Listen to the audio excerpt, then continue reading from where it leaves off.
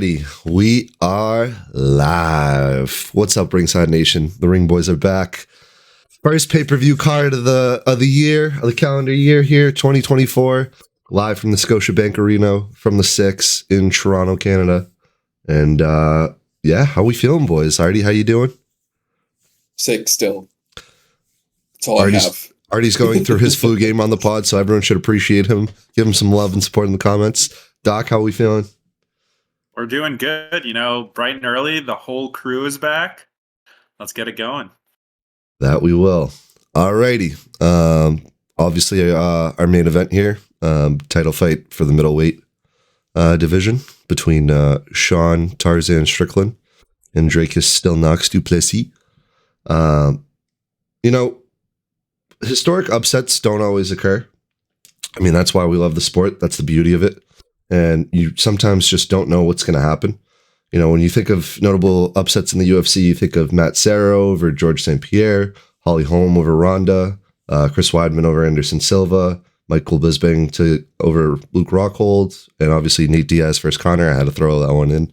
But what Sean Strickland did that night in Australia to take Israel Adesanya on a 6-week notice as like a plus 385 underdog, and beat a minus 770 Israel Adesanya for all you betting nerds at home. Sean calls him a one-trick pony, exposes him, and just cracks him early and almost finished him, and then just showed the range and shows why he belongs to be in the UFC, why he's at the top of the top. And he didn't look like he broke a sweat that fight, and that's why he was obviously granted the belt. Sean Strickland, obviously one of the biggest and brightest personalities in the entirety of the UFC. And he was very emotional when Dana put that belt around his waist, obviously. Another fun fact I like about Sean is he loses to Alex Pereira, and the second that he collects his thoughts, he reaches out to Alex Pereira, asks to train with him, and just learns from all of his mistakes. Pereira said he actually learned a lot himself when he trained with Sean and got a big insight on his strategies, how tough he really is. And he said deep down he knew that Israel was going to lose to Sean Strickland. So I like that he's been in the UFC for 10 years, has a record of 15-5, 28-5 on the career. But there's never been a South African champion, boys. And Dracus du Plessis obviously beating Robert Whittaker recently to get to his shot. He was injured and wasn't able to fight Israel Adesanya. He ended up having a broken foot, which I don't know was ever revealed which foot, if it was left or right. Dana sits these boys at 296 behind one another. Sean Strickland asks Gilbert Burns' kids to move, jumps the gun, starts throwing elbows at him. And we were like, all right, let's start counting the days until we get this fight going. But yeah, this one's going to be a fun one. This is like the first title fight that we've had that's just a straight pick'em in however long. And I was pacing around my room wondering who I was going to pick, which I'll reveal after you boys give your picks. But yeah, this one's the hype. To say the hype is real for this one is an understatement, and I'm ready to get it going. So with further ado, Artie, what are your thoughts, and who are you picking? I'm picking Sean. My only hope for this fight is that he can show that he's a professional and stay cool, calm, collected throughout the fight. Given all the build up to this, if he cracks at all and gets emotional, that's where he's going to lose. I think du Plessis doesn't have the same type of stamina that Strickland does. Maybe that fixed nose really did wonders for him, but I don't even know why this is a pick'em really. I think Sean has been in the UFC for so long. He's fought everybody up and down the top 10 at 185.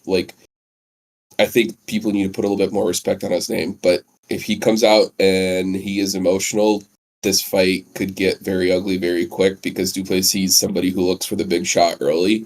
And if he lands something like that, I don't know that Sean will be able to come back. Doc? Yeah, So this is going to be a great matchup. As Sean Strickland put it, it's going to be like a fight to the death. They both agreed to it, and we're excited to see it. I will be picking Sean Strickland here, and I'm going to pick him because of what I saw against Adesanya. He could not get hit. His striking defense is fantastic, which is why, although I agree with you that Duplessis has knockout power, it's going to be very difficult for him to touch him up. But what I'm more interested in seeing is, as I've been saying, I want to see Sean Strickland's wrestling. The whole world wants to see Sean Strickland's wrestling. And if he has good wrestling, that'll cement him as like a real deal. The one thing I will say about Duplessis, though, is that what he did to Robert Whittaker was completely unexpected. I would call that also a complete shock in the UFC, and that is why this is a pick'em, in my opinion. Duplessis did something that Adesanya couldn't do against Whittaker. Whittaker has been he used to be the champ. He's been like number two middleweight for a really long time. But yeah, I'm going to take Strickland because of his defense, but please show us some wrestling. Offensive wrestling, defensive wrestling, whatever. This is the time to do it, and I think Sean Strickland will be able to keep his emotions in check. And he, like he says, he doesn't throw with too much power, but he touches you up for a really long time, has cardio for days. I believe in Duplessis' cardio even before the nose surgery. It's gonna be a banger. I hope it doesn't last all 5 rounds though. Well, boys, there will be no bell for this one. I'm taking Dracus Duplessis, and let me tell you why. I think people are overlooking the fixed deviated septum.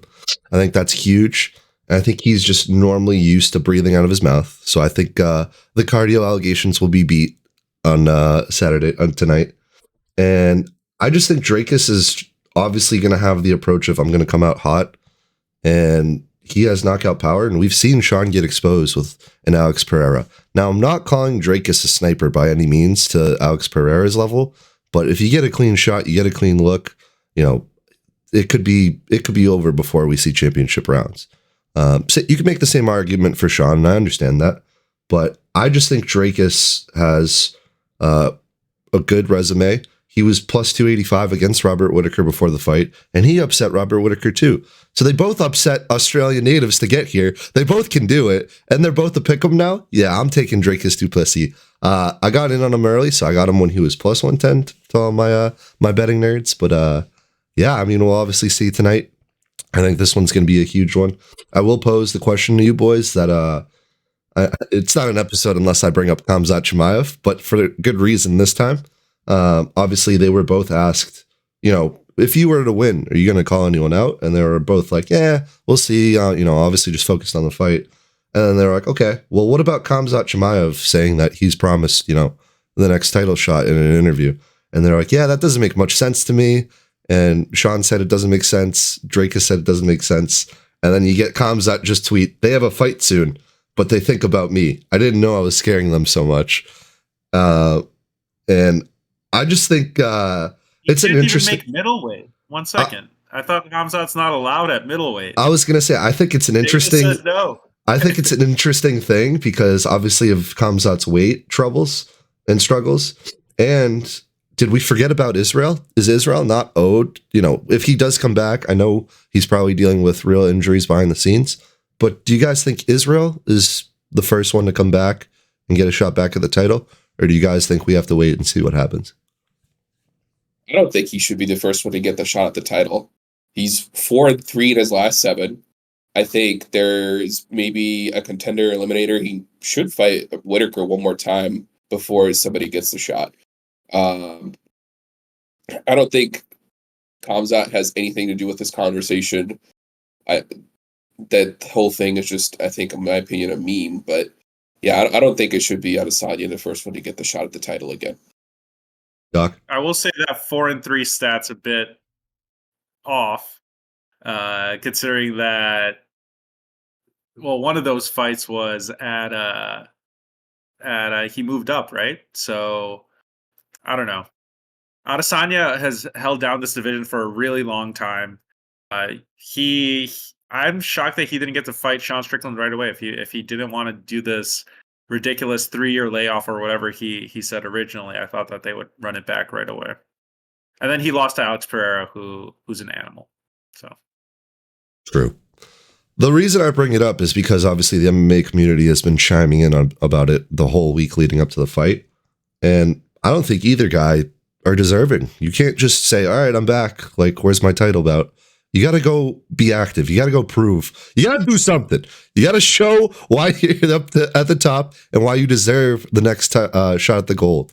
And to just sit around and say, okay, my resume and I've been around, the game for however long isn't enough to me anymore. And I'm sick and tired of people just walking and getting a shot to the belt. You got to fight someone. We're staying active all 2024. That's why Lauren Murphy got cut. I'm going to relax now.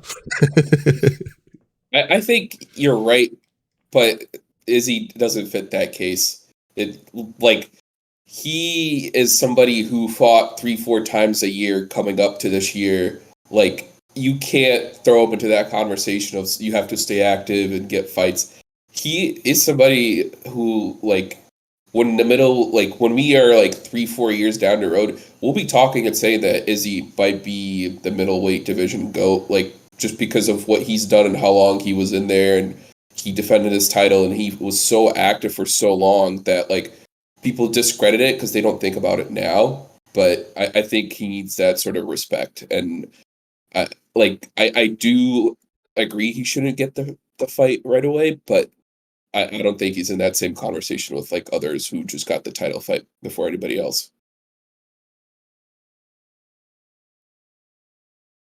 Yeah, I mean, I respect the hell out of the man. I hope to see him back because we obviously want to see him fight.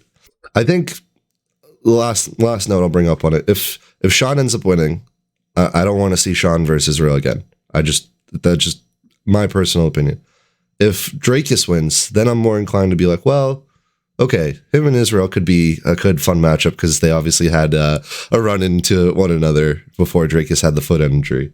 But yeah, I don't know. And I also don't think Khamzat is into the mix yet. Yeah, he cracked the rankings. Yeah, he's undefeated. Yeah, he's a big name and a big fighter. But I don't know. We'll have to wait and see. And who knows? I think Israel is supposed to be at the fight. I don't know if I saw anything.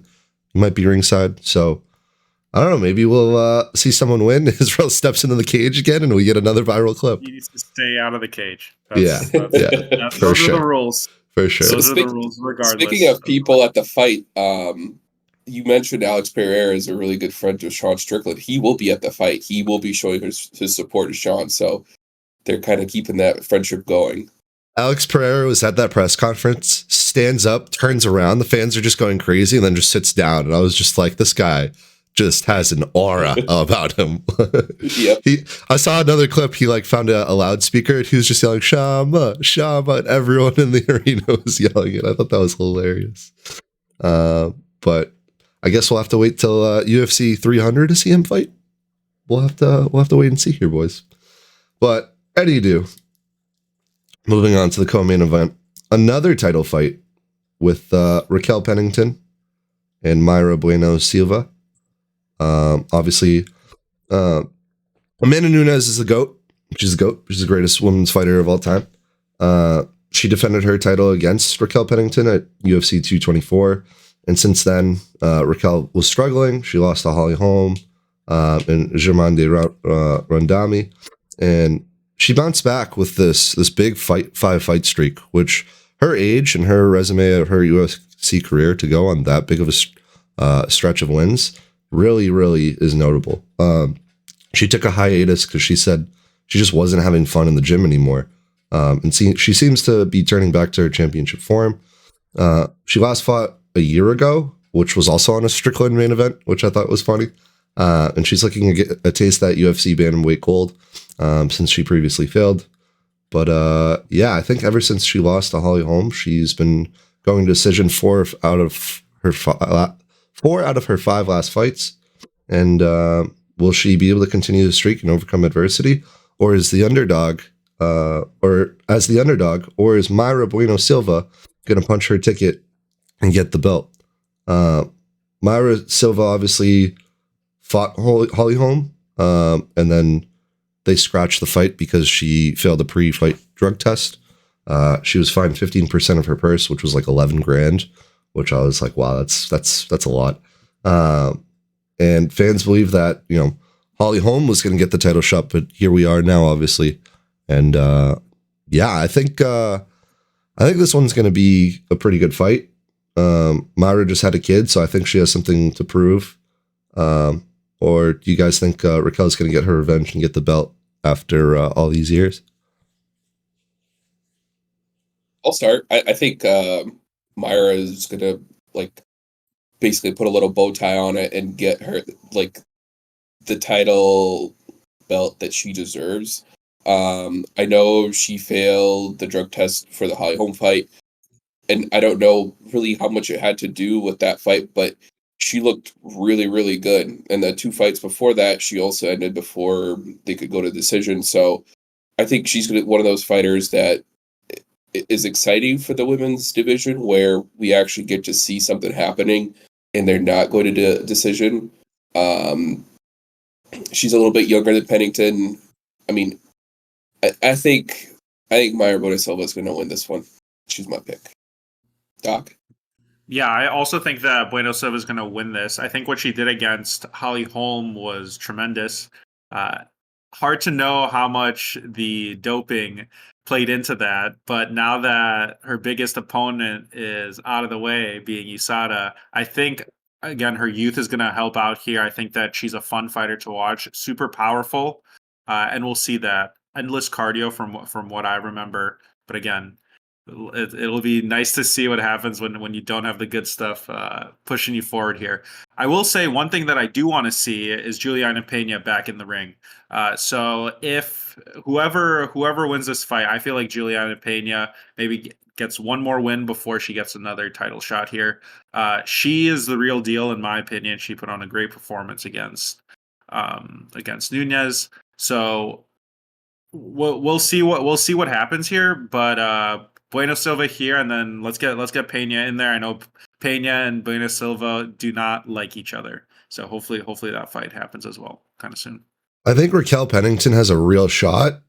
Excuse me, but I think Myra's got this on the lock, and this one's a ringer from the Ring Boys.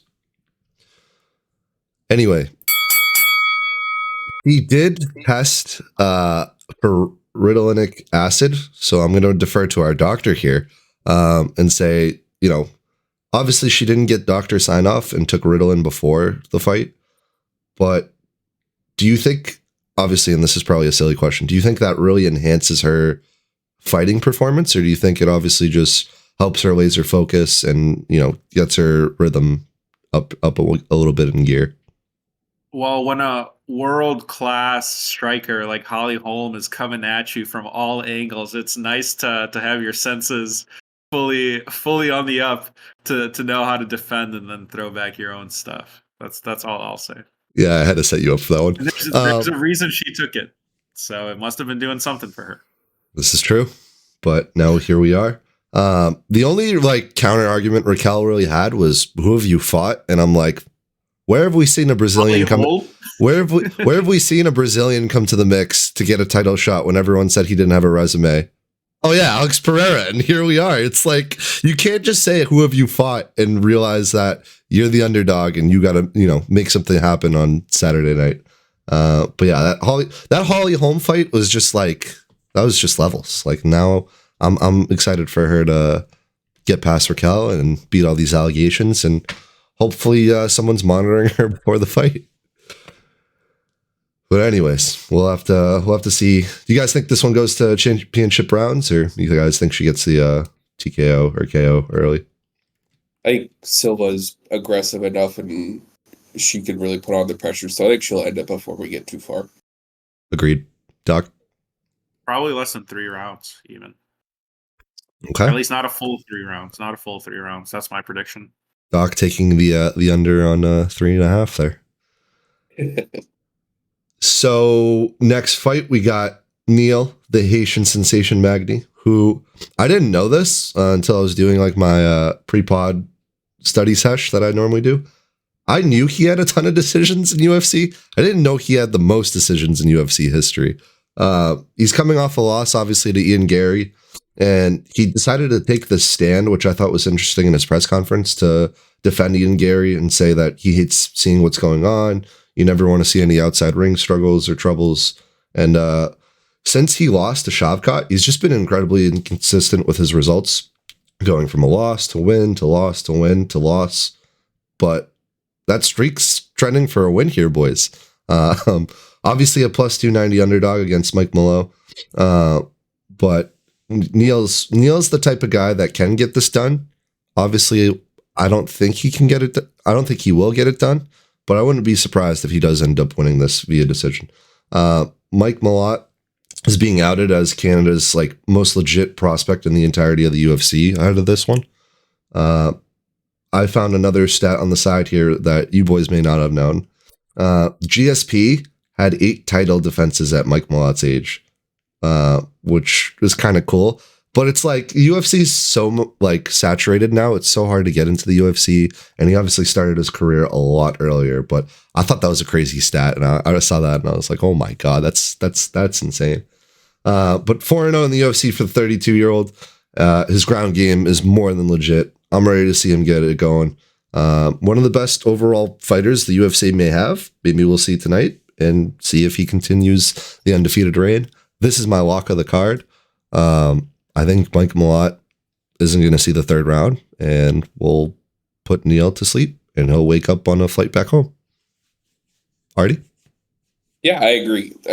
Whether it's TKO or a sub, Mike Malott has shown that he can do it all in the UFC. He's very exciting. He's been pretty much on every single Canada card I've seen. He always has the energy, and he seems to be the person that pushes the pressure as well. So for Neil Magny, somebody who does fight, like you said, all of his fights usually go to decision. He's a little bit slower. I think the age might be getting to him at this point, but it feels like Neil is one of those people that kind of gets thrown to the younger fighters that need to crack the top 15. We kind of see like a similar story being formed for some other fighters in different weight classes, but he is the stepping stone before Mike Malott will be in the top 15, and I think he's going to do it. It's not making it to decision. I'm going to go ahead and say probably Mike Malott by TKO. Yeah, I like that pick. Yeah, I'm also taking Malott here. That's a ringer for the Ring Boys. But overall, Magny, long-term veteran here. I think I heard that he has the most fights at welterweight in UFC history. Someone can double check me on that. True. But Malott, what I don't get is why he doesn't get more fights. It's what Artie said, that he's on all the Canada cards, but come to America, fight over here. We like seeing you fight. We want to see you fight more. Maybe after he gets in the rankings, we'll start to see him pick up how often he's in the ring. But yeah, Malott, very strong, very precise on his feet. Might go to the ground, but I don't see it as a submission. I see it as a knockout. Magny will be the stepping stone. Malott will be able to get through it. And I think it should be an entertaining fight, especially, again, because it is in Canada. They love him in Canada. It's going to be loud in the arena. It's going to get the crowd going, and we'll see a good fight here. I saw on Twitter someone called him Sidney Crosby's long-lost brother, and I was like, that's too good to not bring up on the pod. But anyways, it's funny that you mentioned Neil Magny seems to be the stepping stone for all these young fighters, because another man by the name of Chris Curtis seems to be that mountain in the middleweight division as well. Obviously, Chris Curtis, 30-10, has been in the UFC for a while. This is his 42nd fight coming up here on UFC 297. But the dude is just a mountain that young and up-and-coming fighters seem that they're not able to climb most of the time. He continues to be somewhat of a consistent fighter. He seemed ready to go at the weigh-in. He was like yelling, like, let's go, trying to hype up the fans. Like, my boy is ready to start right on the stage. But he's from the same camp as Sean Strickland is at Extreme Couture. They obviously did their podcast where Sean went on the pod and said, if Drakus brings up anything on my childhood trauma, I will stab him. But all things aside, he hasn't fought since June.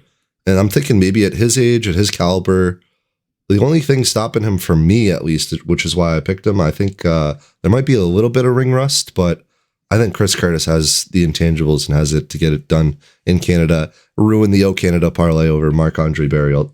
Barriault seems lengthy, like he's 6'1", he doesn't have the reach advantage, but when you watch them at the press conference, stand side by side, he just looks like taller and longer, but that's not the case. They're kind of built similar frames, and they're built similarly in terms of how they like to fight as fighters. They're both big striking guys, and I think Chris Curtis is going to take this one.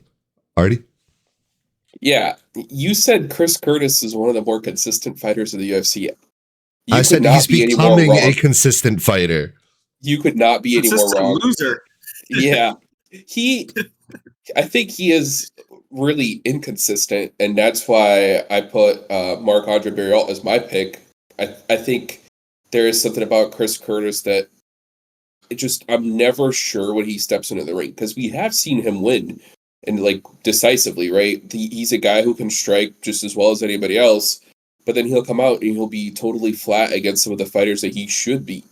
I think Canada's going to prevail on this one. Marc Barriault is also another one of those guys we always see on the Canada cards, but we never see him anywhere else. And he's very exciting. He's got 2 wins in his last 2 fights, so I'm going to go with Barriault on this one. Doc? Yeah, so I also agree with you, Artie. I'm going to go with the Canadian here. And I'm not going to try to pronounce his last name because I don't want to mess it up. But he's a man of few words. Didn't really say too much during the press conference. Very focused. Chris Curtis had a good run, and then he met Kelvin Gastelum, who was trying to restart his career at middleweight, and he got pieced up. He looked like trash there. Imavov was also working Chris Curtis, and then I think he threw either a legal knee or something, and that called off the fight. Chris Curtis looked very concussed after that. But yeah, he's not the consistency that you're talking about, Alex.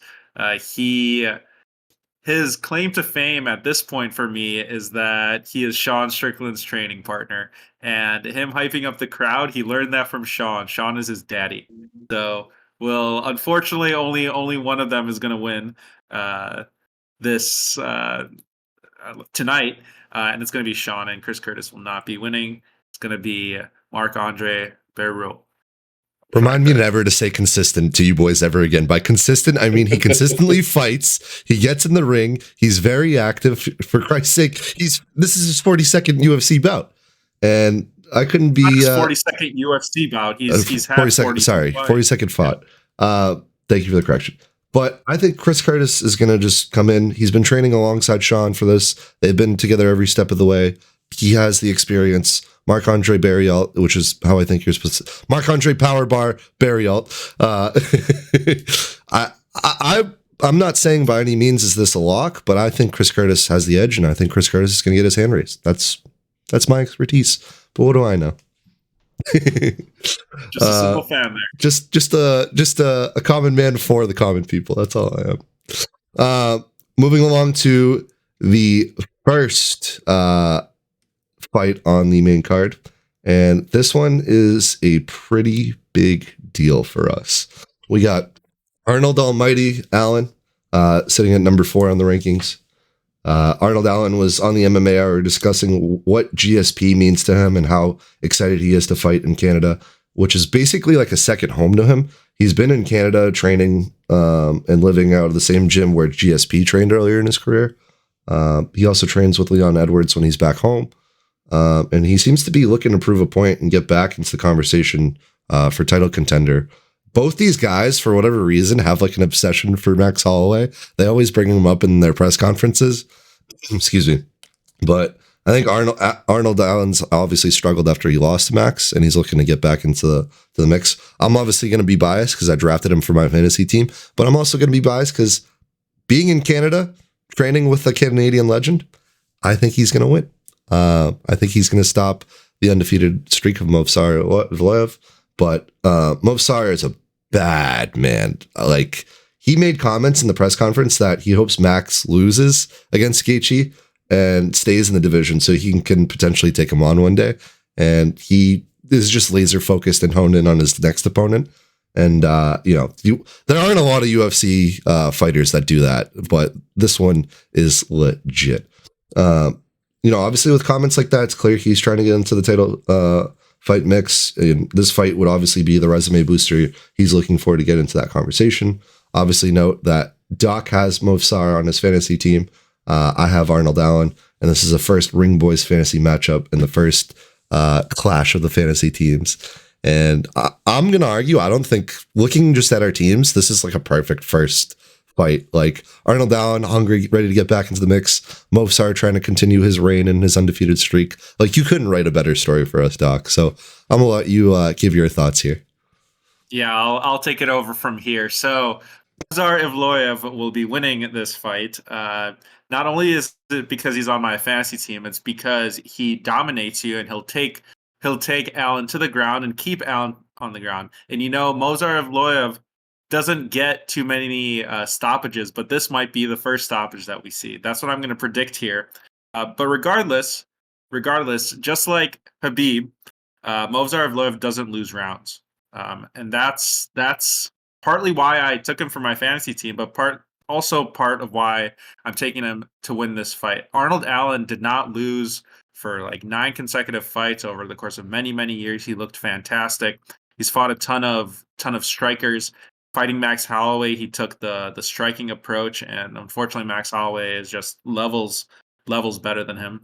That being said, what did impress me about Allen in that fight is that he did have cardio at the end, which I was not expecting, especially in his first ever 5-rounder. But it won't matter with Evloev because this is 3 rounds, and being on the ground for 3 rounds is not going to be the same as being on your feet for 3 rounds. And he better have been working on his takedown D, kind of like we saw in the last card. Takedown D seems to be something that fighters are focused on these days, especially because they see how dominant the wrestling fight style can be, or the Russian wrestling style at least. But Evloev's been doing this for too long. Both 29 years old. Good cardio, but yeah, Evloev will be my lock of the card. And I think that it's like minus 190, minus 185. Yeah, that's an accurate line. He could even make it a little bit better, like minus 220, but whatever. I'm gonna take at least 3 points this week in fantasy, but watch out, it might be 5. I can't wait till he loses and then we come on for Sunday. Alrighty. I don't think he loses. Movsar is. I know I think I have Ilya in my fantasy team, but if I could have picked anybody, it would have been Movsar Evloev. He is a very complete fighter. He is somebody who is going to dominate the rest of 145, and he will probably be champion. If it's this year, maybe next year, but I don't know. Like, stylistically, like, I don't know that Arnold Allen can win this fight. As Doc said, Movsar is very good at winning rounds. His 7 wins were by decision. I'm not going to be taking Movsar to get this done before they go to the judges, just because it's been, I think, 6 years since his last knockout. But I do think Evloev is going to win this. I don't know that it will be close. He's definitely going to win every single round, and we'll see his hand get raised at the end. All right. There are your picks. Nothing to say. I feel like we put on a pretty convincing argument there. I'll let the fight do the talking for me. Wait, I have one thing. I'm kind of shocked that this is this far down on the main card, and we didn't have somebody Canadian open the main card. I was going to say we should switch where Neil Magny and Mike Malott are in terms of position on the card. I think that would benefit just everything to maintain attention. And I genuinely wanted this to be 5 rounds. I wanted to see just this one go for as long as we can. Like, this is an incredible matchup. This has potential to be fight of the night. I can see it. But alas, that is your main card of the evening. Moving along to the prelims here, we got Brad Katona, whatever you UFC nerds are gonna come text me on the side and say, dude, you said this wrong, man. Against Garrett Armfield. Now, Brad Superman Katona, Ultimate Fighter 27 winner, has some struggles adjusting to the level of competition to the UFC. Now, I get he had to fight Merab Vashvili and he gets released from the UFC, but now he comes back and wins the Ultimate Fighter 31, and he's looking to continue his career and make a name for himself in the UFC again. He's got great stamina, great motor on the guy. Doesn't really win on the feet, but his durability and pace has always been shown amongst all of his fights on the Ultimate Fighter, on both events. But I think his pace is important, and if you swing and you miss, you will kiss the ground. Garrett Armfield is another 27-year-old prospect with not a lot of experience coming up. So I think this is a really good matchup for him. He has really good power and really good boxing. That can be relentless with his jab, and he looks often for counters. But if you can't counter the counter, then you counter the counter to counter. You get what I'm saying. But he's always best against a slower opponent, and I don't think Brad's a slower opponent that he's looking for. Obviously, the reach advantage is insane, but I'm taking Brad Katona to win this one. Yeah, I'm taking Brad as well. I think the experience is going to do him well. He is somebody who's proven he belongs to the UFC twice now, winning the Ultimate Fighter. And I don't know, like, some of these fights that get made for prospects just don't always make sense, especially like one like this. Obviously, some Arfield not as experienced as Katona. Like, I feel like they just kind of get thrown in the wolves sometimes. This is a guy who, proved himself fighting in Brave, and I think he probably could be getting much better competition in the UFC. But I think Katona's going to take this W and continue on his win streak. Yeah, I also think Katona's going to win here. I think what he did in his most recent Ultimate Fighter was fantastic when he won the title there. He won his contract there. That last fight was fantastic. Somehow, I feel like his cardio is getting better over the years as well, and his chin, although he's been in tons of fights, is still holding up, and that helps. One thing that is concerning for this fight, and probably for all of his fights, is that he has a really short reach, which means that it's hard for him to get to his striking in the first place. But as soon as he gets in close enough, he has very crisp striking. As long as he's on his feet, I think he has a really good shot at winning this. This should be a good fight. Katona has a lot to prove, so I think he's gonna really go for it here. Second time in the UFC, so second stint in the UFC.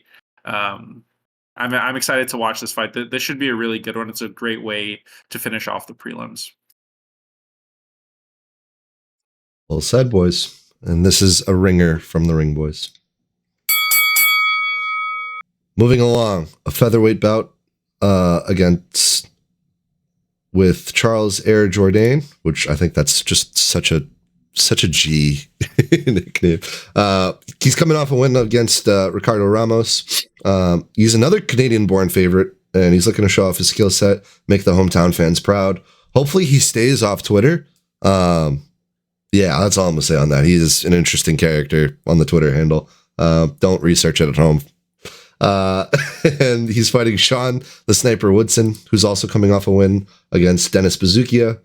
He has great striking ability. He's about on par with Jourdain, but he's known to have better grappling. So I've been hearing and reading that this is a sneaky guy to take at plus 180.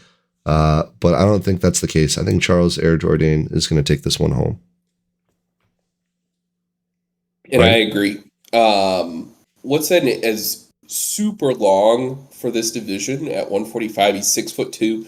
He outreaches everybody, and I know that usually plays a big factor in a lot of the UFC fights, but Jourdain has proven that he is very well-rounded, and he's another one of those guys that I want to see him outside of the Canada cards. He is really, really good. Like, obviously, if you look at the stats now, you don't see too much from the wrestling, but he took down Kron Gracie, and he was like, did he submit him, or it was close to? Oh, no, it was a decision. I think it was a decision, yeah. He tried to go submissions on Kron Gracie, one of the best jiu-jitsu guys that you could probably think of. he is a very well-rounded fighter. I think he takes a W here and he makes Canada proud. Doc? Yeah, I think the X factor here is exactly the location of the fight. It's Canada. He knows how to fight in Canada, so he's going to get this win. I don't know if Kron Gracie is a worthy mention at this point, because when he showed up to fight Charles Jourdain, he looked terrible. He looked like he hadn't slept in a week. You know, he was really slow there. He looked like he didn't want to be there. It was just using his name to get into the UFC is what I felt like. But Jourdain has looked really good. He's had tons of fights in the UFC. Woodson being long, that helps, but I don't think he has the same type of experience that Jourdain has. And again, he doesn't have the crowd behind him. The crowd is going to pump up Jourdain. He knows what to do, and he'll get this one, in my opinion.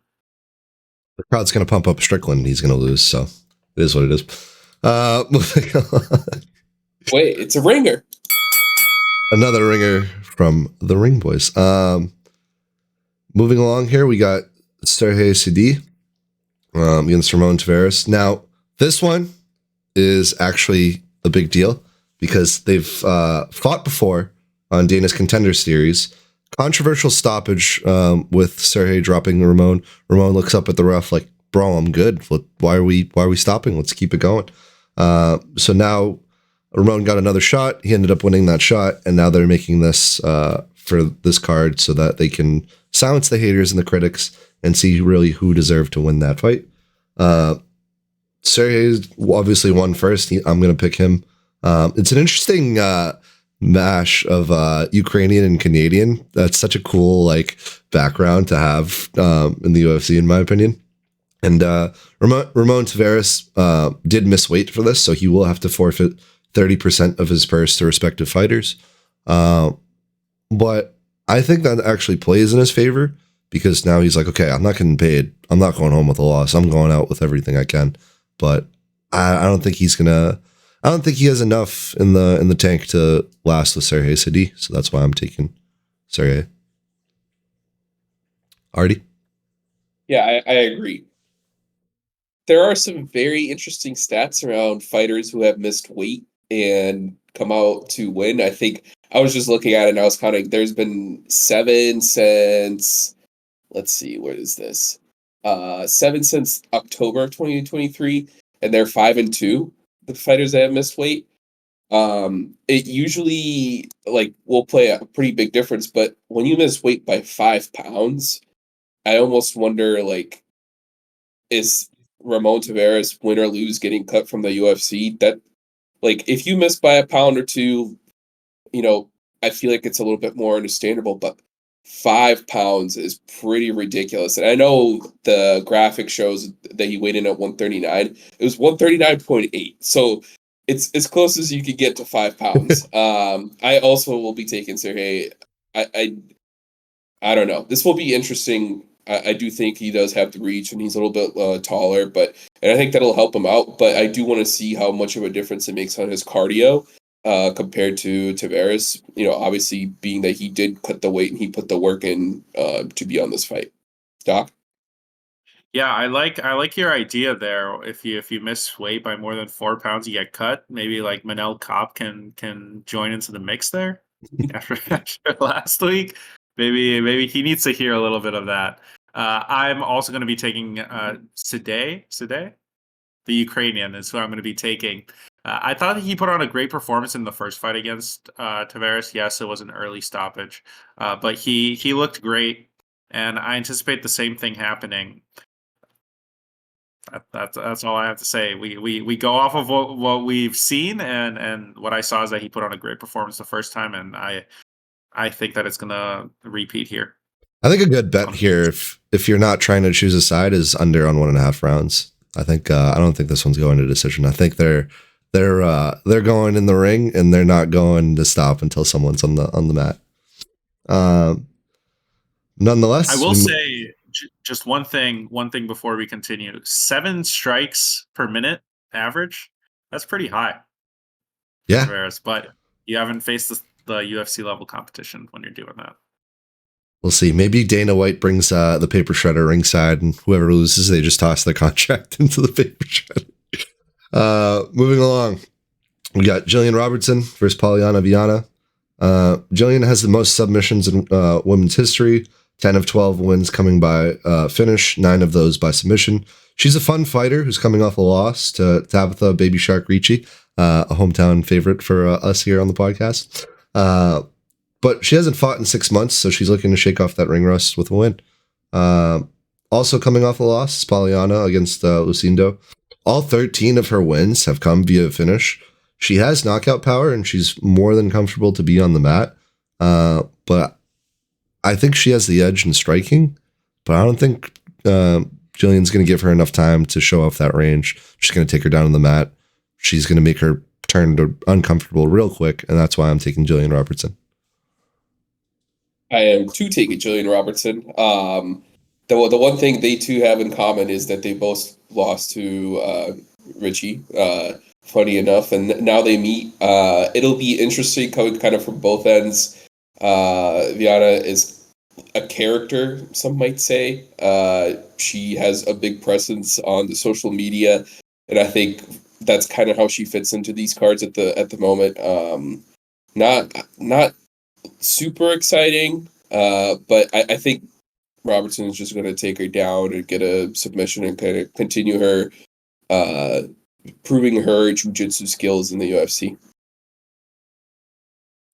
I think that not only will she show her jiu-jitsu skills, she will show her Canadian flag and keep the O Canada parlay going during this card. You know, again, that's going to be her biggest advantage here is being Canadian, and I think Robertson might get the submission. We'll see.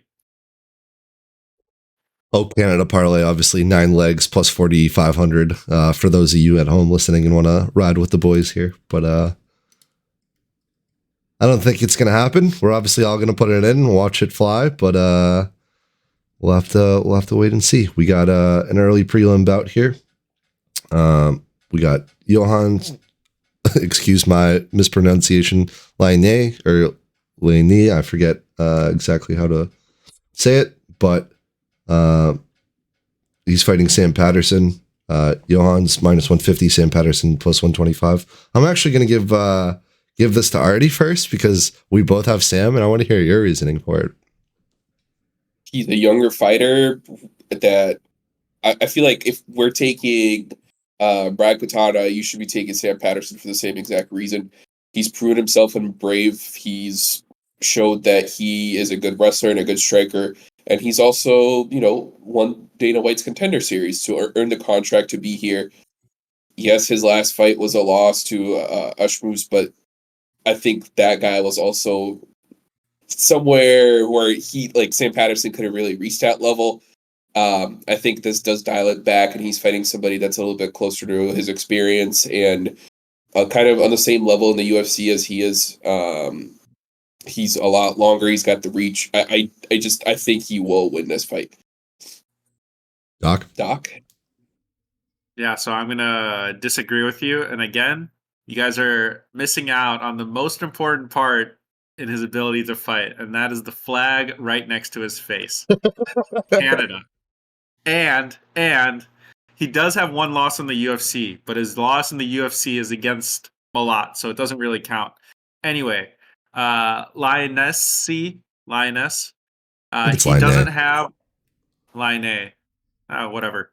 He is the shorter fighter here, but he's stocky is I think the better way to put it. I do see him trying at least a few takedowns here, getting Sam Patterson to the ground. And that's the way that you beat these longer fighters. You get them off their striking ability, and on the ground you're essentially the same height.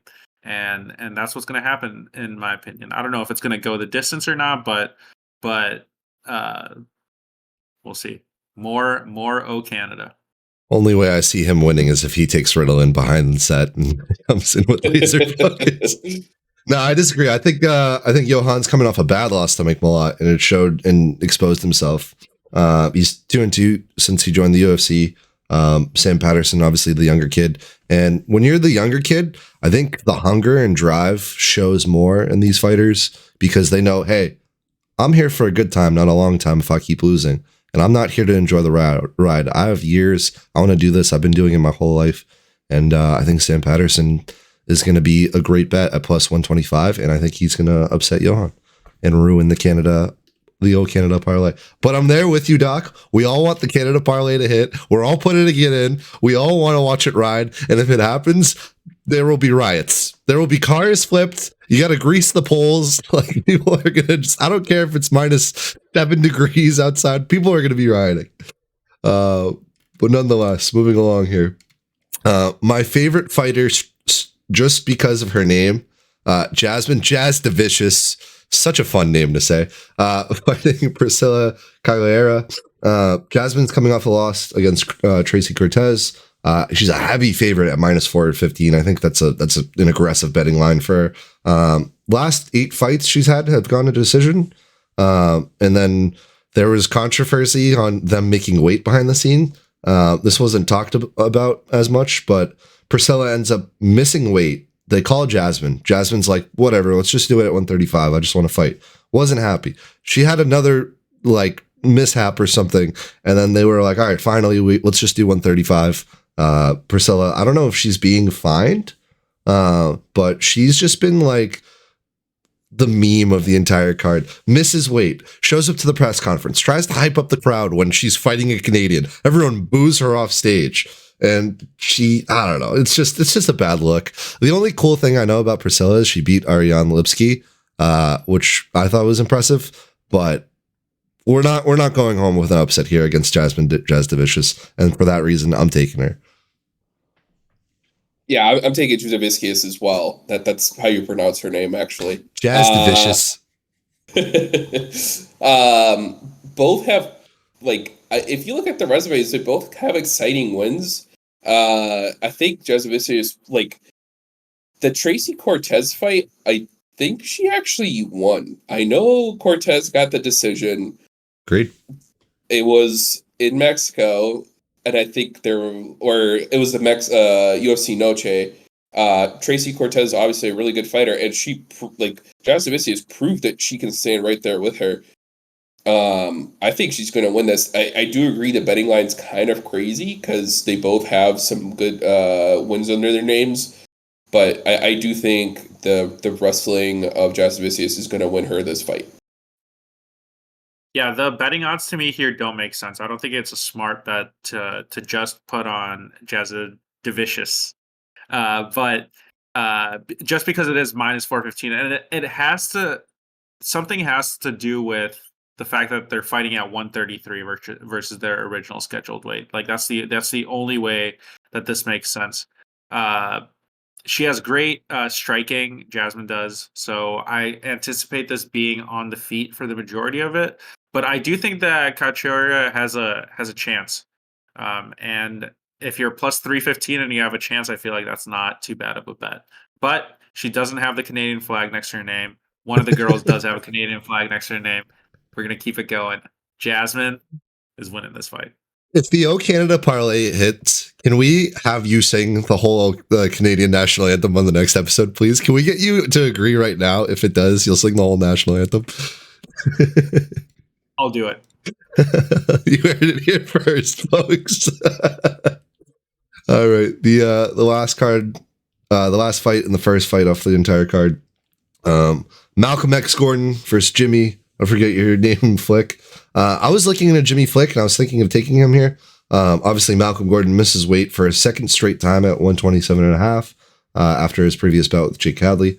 The fight's going to be actually a catch weight, where Malcolm will have to forfeit 20% of his purse. Jimmy Flick also coming off a 2-loss streak, so he's a submission expert, and it seems that it's going to be sub or bust for Jimmy. But like, I think I'm picking Malcolm. I wanted to go Jimmy originally, and I have the same feeling of like the Preston Parsons fight where I had last UFC fight night, where I wanted to take Preston, and Doc and I had a conversation, and I didn't go against my gut, but whatever. But I think this is going to be a boring win for Malcolm. He's not going to make any money off it. We're going to move along. It's like, cool, we'll have the fights in the background while we get our snacks and make our popcorn and gear up for the big night. I will say, Artie, before I hand it over to you to make your pick, you brought up a really good point when we were texting one time, I think it was last week, that when fighters do miss weight, and I'm glad you brought up, those who miss weight end up actually winning more often of the time. they take 20 to 30%, sometimes even 40% of their purse. And that hurts a lot because you mentioned that they have to owe the other 50% to their gym, to their fighters, to their training camp. So how do you think that affects a fighter's mindset? Just knowing that, okay, I'm not getting paid as much for this fight. Do you think they have to have a different approach, or do you think some just can't deal with it and, don't have the mental fortitude to deal with it on average? It's a big deal. I think the only reason I know that stat about having to give 30% of your purse to your coaches, to your gym, to make sure that obviously they're all there supporting you, and that's how you got there. Jared Cannonier was the one that talked about it, because he said that his whole kind of ride in the UFC, I don't know if anybody has followed his story. He's someone who started at like pretty close to heavyweight, I think, and kind of rode his way down, but he's had a crazy story in the UFC, and he talked about being on the verge of like homelessness at some points, because so much of his money goes to, you got to pay to get to the fight, right? It's in Canada, so somebody's already going there. You have to pay your coaches, your gym. A lot of your purse is kind of like our last paycheck of the month. It's already going to rent, it's going to bills. Like, what you end up with is pretty minuscule. So it's the same thing for the UFC fighters, and I do think that makes a huge difference, knowing that if you don't win, that's going to be even a smaller amount. They have to go out and put on a show. So to your point, I don't think that this is going to be a boring win. I think Malcolm Gordon is going to come out swinging, and he's going to try to get the W before they can get to decision. They both have similar stories, kind of inconsistent in the UFC. So could we see that this also is a fight to kind of stay in the UFC for Malcolm Gordon? Because you miss weight, you're super inconsistent. There's some losses coming, but I don't know. It'll be interesting. I do think Malcolm Gordon still wins because he does kind of need it, and I think those people fight a lot harder. So, Doc, I'll pass it over to you. Yeah, so what makes this fight really interesting is that Gordon's also a black belt in Brazilian Jiu-Jitsu. And Jimmy Flick, when he's on the ground, which is the majority of the time, he'll throw up all the random submissions that he knows and hope to catch one. So I think that's what's going to make this fight really interesting. Two BJJ specialists, both looking for submissions. So then let's say that's even. Then I'll take Malcolm Gordon's striking over Jimmy Flick, just because Jimmy Flick, he never likes to use his striking. He doesn't have any experience, while Gordon can.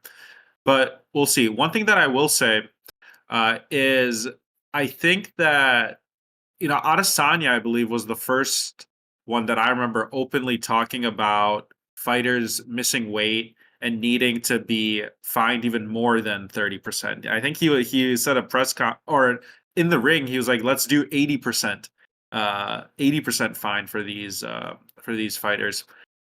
What Dana should really be doing is, people like Gordon, I think that this is his second time missing weight. He has to make an example of some of these fighters and just cutting them after they can't make weight consistently, or he can do what he did with Hamza, which is tell him, hey, you're no longer fighting at this weight class.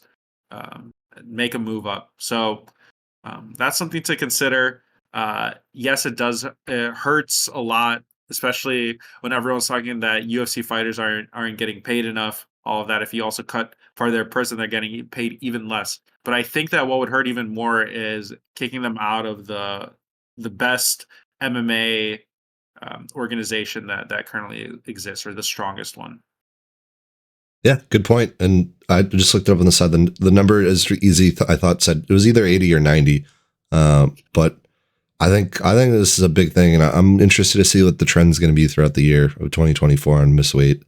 And hopefully it's not the case. I hate when people miss weight. I just want to see people come in, scrap, respect. Let's move on. That's what we're here for. It's why we love the sport. But yeah, that is your UFC 297 card, live from the Scotiabank Arena from Toronto. I will obviously have to give one thing at the end here and read off the OH CANADAAA parlay. 9 legs plus 4, 4, 3, 5, 5 as of 9 a.m. on day of the card here. You take Malcolm Gordon, Jasmine Jazz Devicious. I say that because they say that on the MMA Hour because someone said it wrong, so they were saying it as a meme. So if you know, you know. Johan Leone, Jillian Robertson, Sari Sadi, Charles Jourdain, Brad Katona, Mike Malott, and Marc-Andre Barriot, and Arnold Allen because he's technically a Canadian native and he's going to win. So we're doing that, right, Doc? I will say, Diego Lopez was the last fight that Movsar Evloev had, and Evloev won that fight. So the fact that you think that Arnold Allen is all of a sudden going to come in here and beat Evloev when your boy Diego Lopez got the loss, it's a tough take. Please don't say your boy. We love Diego Lopez here. You love Diego Lopez. This is a Diego Lopez fan club right here. Diego so if you love Diego Lopez, then you know Evloev is taking this. I think it's a good bet, and I think he's gonna upset some people. I think we're overlooking this one. That's why I chose Arnold Allen. I've done the research. I have the eye, and we'll see what happens. Come Saturday night, early prelims, 6:30 p.m. EST. Prelims 8 p.m. EST, and obviously your main card pay-per-view at 10 p.m. EST, live from the Scotiabank Arena in Toronto, Canada. Yeah, that's the card. Just to run through our locks of the card. Artie took Charles Jourdain. I took Mike Malott, and obviously Doc's just riding with his boy Movsar Evloev. So we'll have to see what comes of it tonight. You guys excited for the card? What are we thinking here? First UFC card, right? So yeah. Of the year. So let's get it going. I'm excited. The main event is going to be what I'm really excited for, but I think that the build up with the OH CANADAAA parlay will also keep me invested. Alrighty. Yeah, I think the main card in general is a pretty good one. A lot of exciting fighters. Somebody like Mike Malott being, kind of an up and comer. It'll be fun to see him fight like in prime time. The rest of the card is a little bit interesting. I don't know. I'll definitely keep it on and I'll see how it goes. But I am very, very, very excited for the main event. A lot of bad blood. I'm curious if Sean keeps his emotions down and goes out there and proves why he is the champion, or if we're going to get our first South African champion in the UFC ever. So it'll be interesting. You guys see the UFC embedded clip where they shook hands in the hotel lobby? I don't know. I hope that's not the case when they step in the ring, and I don't think it will be. But nonetheless, we'll be back here tomorrow for the post show to break down the card of what happens and see what Arnie or what Doc is going to say for when Arnold Allen upsets Movsar Evloev. But that's a wrap. Later, Ringside Nation. We'll catch you all tomorrow. Peace. Take care.